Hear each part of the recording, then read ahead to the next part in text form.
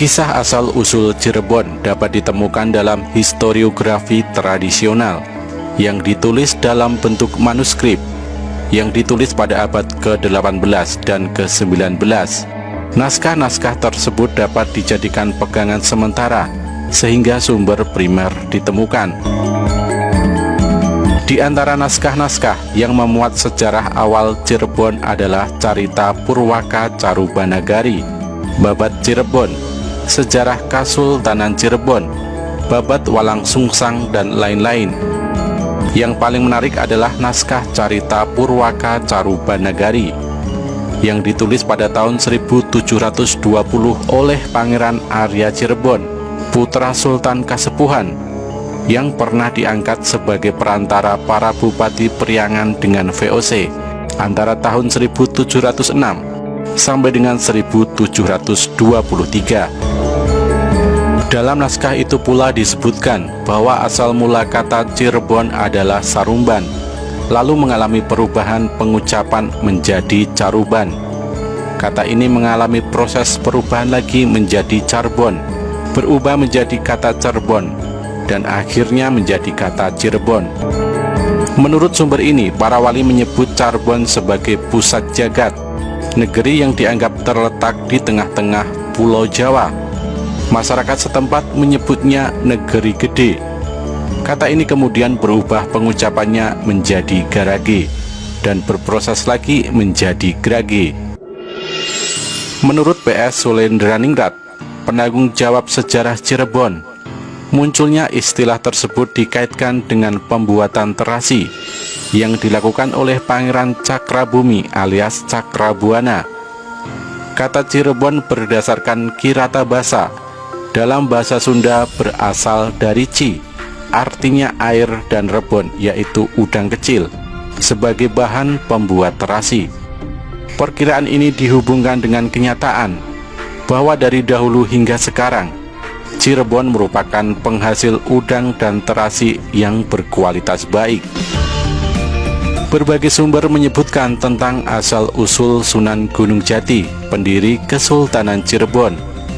Dalam sumber lokal yang tergolong historiografi, disebutkan kisah tentang Ki Gedeng Sedangkasih sebagai kepala Nagari Surantaka, bawahan Kerajaan Galuh. Ki Gedeng Sedangkasih, adik Raja Galuh Prabu Anggalarang, memiliki putri bernama Nyai Ambetkasih. Putrinya ini dinikahkan dengan Raden Pamanahrasa, putra dari Prabu Anggalarang. Karena Raden Pamanahrasa memenangkan sayembara, lalu menikahi putri Ki Gedeng Tapa yang bernama Nyai Subanglarang dari Nagari Singapura, tetangga Nagari Surantaka. Dari perkawinan tersebut lahirlah 3 orang anak, yaitu Raden Walang Sungsang, Nyai Larasantang, dan Raja Sangara. Setelah ibunya meninggal, Raden Walang Sungsang serta Nyai Larasantang meninggalkan keraton dan tinggal di rumah pendeta Buddha Ki Gedeng Danuwarsih. Putri Ki Gedeng Danuwarsih yang bernama Nyai Indang Gelis dinikahi Raden Walang Sungsang serta berguru agama Islam kepada Syekh Datuk Kahfi. Raden Walang Sungsang diberi nama baru yaitu Ki Samadullah, dan kelak sepulang dari Tanah Suci diganti nama menjadi Haji Abdullah Iman.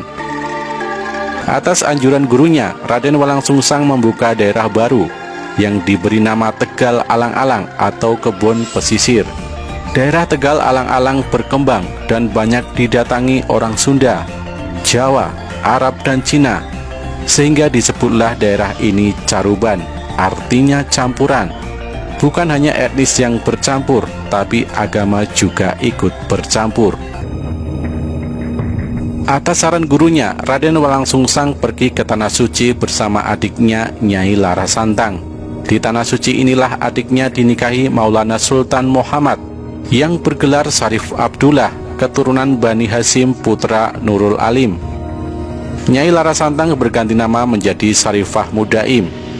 Dari perkawinan ini lahirlah Syarif Hidayatullah yang kelak menjadi Sunan Gunung Jati. Dilihat dari genealogi, Syarif Hidayatullah yang nantinya menjadi salah seorang wali songo. Sesudah adiknya menikah, Ki Samadullah atau Abdullah Iman pulang ke Jawa.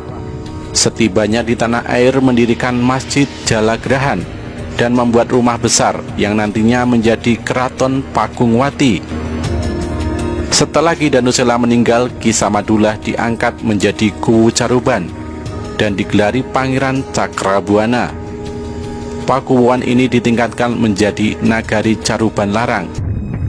Pangeran Cakrabuana mendapat gelar dari ayahandanya Prabu Siliwangi sebagai Sri Mangana dan dianggap sebagai cara untuk melegitimasi kekuasaan Pangeran Cakrabuana.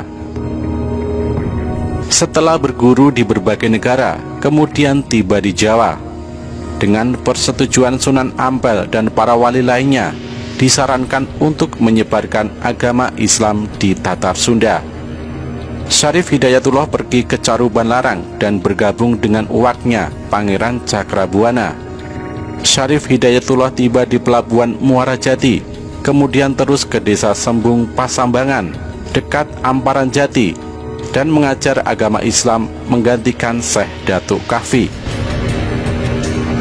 Syekh Jati juga mengajar di Dukuh Babadan. Di sana ia menemukan jodohnya dengan Nyai Babadan Putri Ki Gedeng Babadan. Karena istrinya meninggal, Syekh Jati kemudian menikah lagi dengan Dewi Pakungwati, putri Pangeran Cakrabuana. Di samping menikahi Nyai Lara Baghdad, putri sahabat Syekh Datuk Kahfi. Syekh Jati kemudian pergi ke Banten untuk mengajarkan agama Islam di sana. Ternyata Bupati Kawunganten yang keturunan Pajajaran sangat tertarik, sehingga masuk Islam dan memberikan adiknya untuk diperistri. Dari perkawinan dengan Nyai Kawunganten, lahirlah Pangeran Sabakingkin, yang kelak dikenal sebagai Maulana Hasanuddin, pendiri Kerajaan Banten. Sementara itu, Pangeran Cakrabuana meminta Syekh Jati menggantikan kedudukannya, dan Syarif Hidayatullah pun kembali ke Caruban. Di Cirebon ia dinobatkan sebagai kepala nagari dan digelari Susuhunan Jati atau Sunan Jati atau Sunan Caruban atau Cerbon. Sejak tahun 1479 itulah Caruban Larang dari sebuah nagari mulai dikembangkan sebagai pusat kesultanan dan namanya diganti menjadi Cerbon. Pada awal abad ke-16, Cirebon dikenal sebagai kota perdagangan, terutama untuk komoditas beras dan hasil bumi yang diekspor ke Malaka. Seorang sejarawan Portugis, João de Barros, dalam tulisannya yang berjudul Da Asia bercerita tentang hal tersebut. Sumber lainnya yang memberikan Cirebon periode awal adalah Medes Pinto yang pergi ke Banten untuk mengapalkan lada. Pada tahun 1596, rombongan pedagang Belanda di bawah pimpinan Cornelis de Houtman mendarat di Banten. Pada tahun yang sama, orang Belanda pertama yang datang ke Cirebon melaporkan bahwa Cirebon pada waktu itu merupakan kota dagang yang relatif kuat, yang sekelilingnya dibentengi dengan sebuah aliran sungai. Sejak awal berdirinya, batas-batas wilayah Kesultanan Cirebon termasuk bermasalah. Hal ini disebabkan pelabuhan kerajaan Sunda, yaitu Sunda Kalapa, berhasil ditaklukkan. Ketika Banten muncul sebagai kesultanan yang berdaulat di tangan putra Susuhunan Jati, yaitu Maulana Hasanuddin, masalahnya kemudian timbul. Apakah Sunda Kalapa termasuk kekuasaan Cirebon atau Banten? Bagi Kesultanan Banten, batas wilayah ini dibuat mudah saja dan tidak pernah menimbulkan konflik. Hanya saja pada tahun 1679 dan 1681, Cirebon pernah mengklaim daerah Sumedang, Indramayu, Galuh, dan Sukapura, yang saat itu dipengaruhi Banten sebagai wilayah pengaruhnya.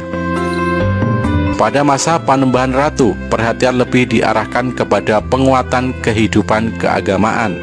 Kedudukannya sebagai ulama merupakan salah satu alasan